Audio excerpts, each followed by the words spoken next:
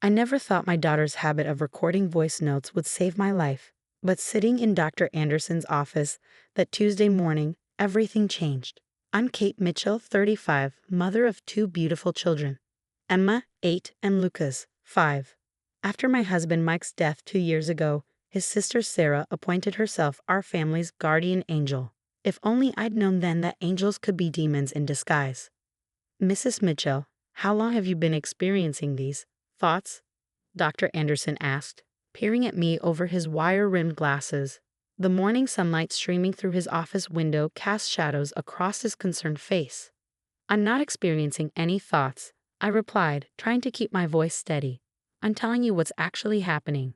Sarah comes to our house when I'm sleeping. She goes through my things, moves stuff around, and tries to make me think I'm losing my mind. The psychiatrist's pen scratched against his notepad. I could only imagine what he was writing: paranoid delusions, persecutory thoughts, possible schizophrenia. And you believe your sister-in-law is doing this? Why exactly? Before I could answer, the office door burst open. Sarah stood there, her perfectly styled blonde hair framing a face full of practiced concern. "Oh, thank goodness I made it in time," she exclaimed, clutching her designer handbag to her chest. "Doctor, I'm Sarah Mitchell, Kate's sister-in-law.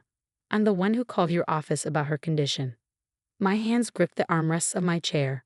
"What are you doing here? How did you even know about this appointment?" Sarah's blue eyes welled with tears as she sank into the chair next to me. "Oh, Kate, honey, I'm just so worried about you. Ever since Mike passed." She turned to Dr. Anderson. "Doctor, she's been getting worse. She thinks I'm breaking into her house at night, moving her furniture, stealing her clothes. Last week, she accused me of trying to poison her coffee." "Because you did," I snapped, then immediately regretted my outburst as Dr. Anderson's eyebrows shot up. "I saw you put something in my mug when you thought I wasn't looking." "See what I mean?" Sarah's voice cracked with emotion. "These paranoid delusions, they're getting more elaborate. Last month she told our whole family I was trying to get custody of her kids. It's breaking my heart to see Mike's widow like this." My throat tightened. "I found a custody paperwork in your bag when you left it at my house. You forgot to zip it closed." Sarah shook her head, tears now flowing freely. "Doctor, I've never even considered such a thing. I love those children like they're my own, but Kate is their mother. I would never." She dabbed at her eyes with a monogrammed handkerchief. "I'm just trying to help, to be there for my brother's family, and she turns everything into some kind of conspiracy against her." Dr. Anderson's pen hadn't stopped moving. "Mrs. Mitchell." "Kate, how long have you known Sarah?" 10 years, I replied. "Since Mike and I got married." "And before your husband's passing, did you have these suspicions about her?" "No, because she wasn't doing these things then."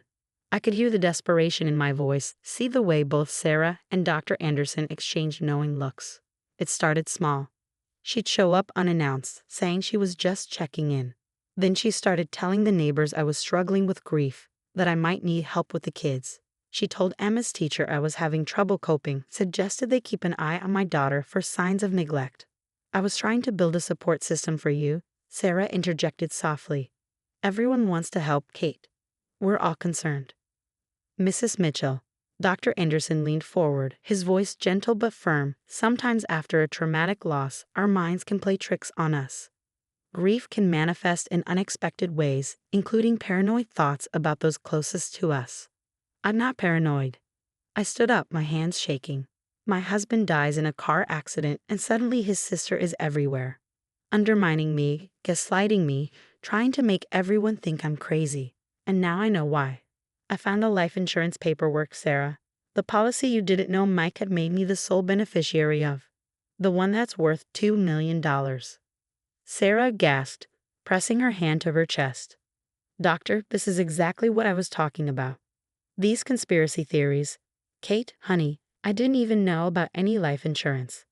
I'm independently wealthy. I don't need money. I just want to make sure you and the kids are okay." Dr. Anderson was writing again, and I could feel my world starting to crumble.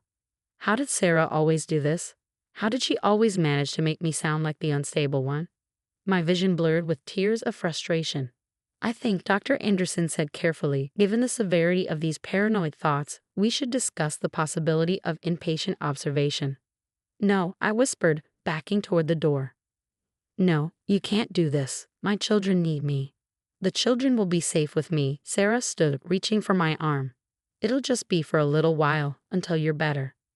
Emma and Lucas love staying at Auntie Sarah's house. Don't touch me. I jerked away from her. You've been planning this all along, haven't you?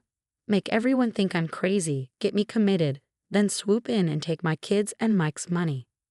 Doctor, Sarah's voice was urgent now. She's becoming agitated.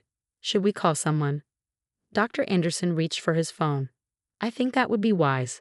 Mrs. Mitchell clearly needs immediate intervention. Just then, a small voice came from the doorway. Mommy. We all turned to see Emma standing there, her pink tablet clutched to her chest, her dark eyes wide with concern. Behind her stood Carol, my neighbor, who had driven us to the appointment and had been waiting with Emma in the reception area. I'm sorry, Carol said. She heard raised voices and got worried. Emma, sweetie, Sarah cooed, stepping toward her. The grown-ups are just talking. Why don't you go back outside with Carol? But Emma's eyes were fixed on Sarah, and there was something in my daughter's expression I'd never seen before. Auntie Sarah, she said quietly, remember when you came over last week, when you thought Mommy was napping? Sarah's perfectly composed face flickered for just a moment. I'm not sure what you mean, sweetheart. I visit you and Mommy all the time. Emma walked into the office, her small fingers working the tablet screen with childish determination. You didn't know I was home early from school because I had a tummy ache. I was in my room, and I heard you talking to someone on the phone. My heart pounded as I watched my daughter. Emma had started making voice recordings ever since Mike died, saying she wanted to save memories, like Daddy used to do with his old tape recorder. I thought it was just her way of coping with grief. Emma, honey, Sarah's voice took on a sharp edge I'd never heard her use with the children before.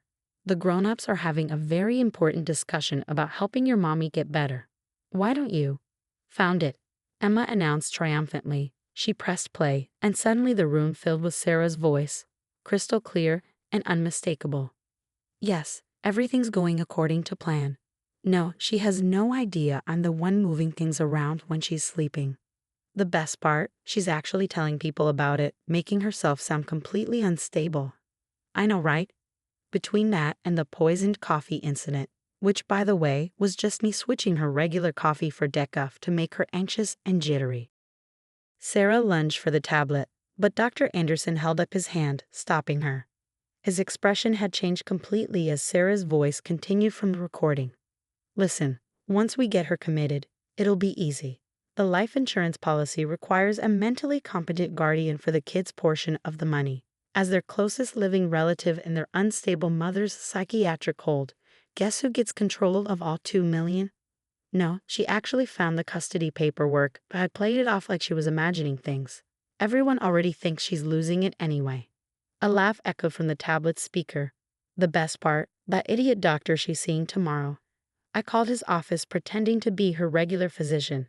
Said she had a history of paranoid episodes. He's totally primed to believe she's delusional. 2 more weeks, tops, and everything Mike left her will be mine. The recording ended. The silence that followed was deafening. Dr. Anderson slowly removed his glasses, his face ashen. Mrs. Mitchell, Sarah, would you care to explain this? Sarah's composed mask had crumbled. That's obviously edited. Manipulated. Kate probably coached Emma too. I have more, Emma said quietly, from different days.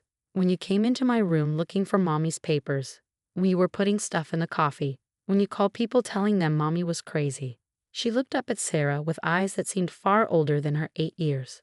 Daddy always said to keep records of important things. So I did. Carol stepped fully into the office now, her phone in hand. I've already called the police. They're on their way.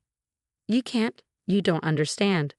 Sarah backed toward the door, but Dr. Anderson was already there, blocking her exit. I understand perfectly, he said, his voice cold. I understand that you attempted to use my professional credentials as part of a scheme to defraud your sister-in-law and gain control of her children. I understand that you've been engaging in a calculated campaign of psychological abuse, and I understand that you very nearly succeeded. I pulled Emma into my arms, holding her tight as tears streamed down my face.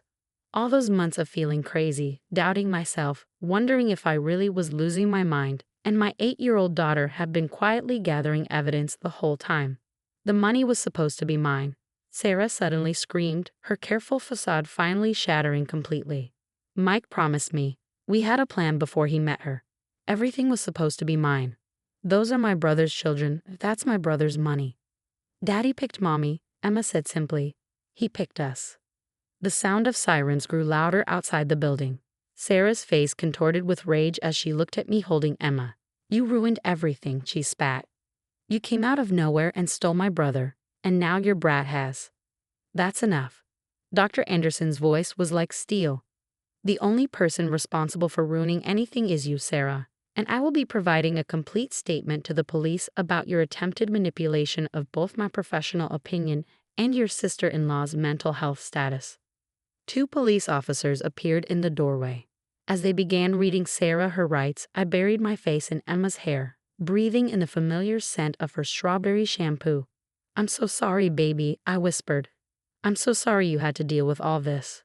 Emma pulled back and looked at me with Mike's eyes. Daddy always said we have to protect our family. You protect me and Lucas all the time. This time, I protected you. Over her head, I watched as the police led Sarah away. She was still ranting about betrayal and stolen birthright, but her words held no power anymore. Dr. Anderson was already on the phone with his lawyer, and Carol was giving her statement to a 3rd officer who had arrived. Mrs. Mitchell, Dr. Anderson said after hanging up, I cannot adequately express my regret for nearly becoming complicit in this scheme. I should have. I shook my head, cutting him off. You were working with the information you had. Information she carefully crafted. She fooled a lot of people. But she didn't fool me, Emma said proudly, because I'm a good detective, like Daddy taught me. For the first time in months, I felt like I could breathe freely. The fog of doubt and fear that had surrounded me was lifting, burned away by the bright light of truth that my daughter had brought into that office. 6 months after what my children now called the day Emma's tablet saved Mommy, life has changed in ways I never expected. Sarah's arrest made local headlines. Prominent socialite arrested for psychological abuse and attempted fraud. The evidence Emma collected proved invaluable to the prosecution, though I made sure she never had to appear in court. The investigation revealed even more than we'd known. Sarah had been planning this since before Mike's death. They found emails between her and a shady private investigator, discussing ways to make a mentally stable person appear unstable. There were detailed notes about gaslighting techniques, schedules of when I took sleeping pills, and even a timeline for when she planned to have me committed. The most shocking discovery was about Mike's accident. While Sarah wasn't directly responsible, the investigation uncovered text messages showing she'd known about the faulty brakes in his car for weeks before the crash. She'd noticed the problem during a lunch meeting with him but never said anything. Maybe fate will help things along, she texted her friend. Mrs. Mitchell. The prosecutor's voice drew me back to the present moment. We were sitting in her office, finalizing the last details of Sarah's plea deal. Are you sure you don't want to make a victim impact statement at the sentencing? I shook my head, watching Emma and Lucas playing in the office's small children's corner. My daughter's recording said everything that needed to be said. I just want this chapter of our lives to be over. Sarah had agreed to plead guilty to all charges in exchange for a reduced sentence, 7 years in prison, followed by permanent restraining orders protecting me and my children. She'd also forfeit any claim to Mike's estate or insurance money. Even without your statement, she's not getting out early, the prosecutor assured me. The psychological warfare she waged against you, trying to have you committed to gain control of your children and assets, the judge isn't taking that lightly. After leaving the prosecutor's office, I took the kids to Mike's favorite ice cream parlor. It had become our tradition, visiting places he loved, keeping his memory alive in positive ways. As Emma carefully ate her chocolate chip cone and Lucas made a delightful mess of his strawberry sundae, I marveled at their resilience. Mommy, Lucas asked, ice cream dripping down his chin. Are we going to have to move away now that Auntie Sarah has gone? No, baby, I said, wiping his face with a napkin. This is our home. Nobody's going to make us leave. Good, Emma nodded decisively. because Daddy's memories are here. That night, after tucking them into bed, I found myself in Mike's old home office. We kept it exactly as it was, his collection of vintage tape recorders still lined up on the shelves. Now I understood why Emma's habit of making recordings had started. She was copying her father, keeping his memory alive in her own way. I picked up one of the old recorders, pressing play out of habit. Mike's voice filled the room. Note to self. Emma's learning to ride her bike. She falls, gets up, tries again. Just like her mom, strongest girl I know. Sarah stopped by today, acting weird about the insurance paperwork. Note to self. Make sure Kate knows about the policy. Don't trust Sarah with. The recording cut off there. I'd never heard it before, but now it made sense. Mike had known his sister better than anyone.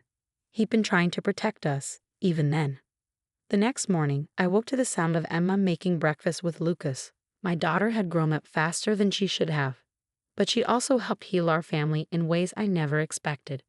"Mommy," Lucas called. "Emma's making funny faces pancakes." I walked into the kitchen to find my children giggling over misshapen pancakes, the morning sun streaming through windows that no longer held shadows of doubt. The house felt lighter now, free from the weight of Sarah's manipulation. "I made you a special one," Emma announced, proudly holding up a pancake that vaguely resembled a microphone. "Because you're brave, like when you talk to the police and the lawyers." I hugged her tight, this precious child who'd saved not just me, but our entire family. "You're the brave one, sweetheart. You knew something was wrong, and you did something about it." "I just did what Daddy would have done," she shrugged, but I could see the pride in her eyes. Later that day, as I watched Emma teaching Lucas how to make voice notes on her tablet, because memories are important, silly, I realized that while we'd lost Mike, we'd never lost the family he created.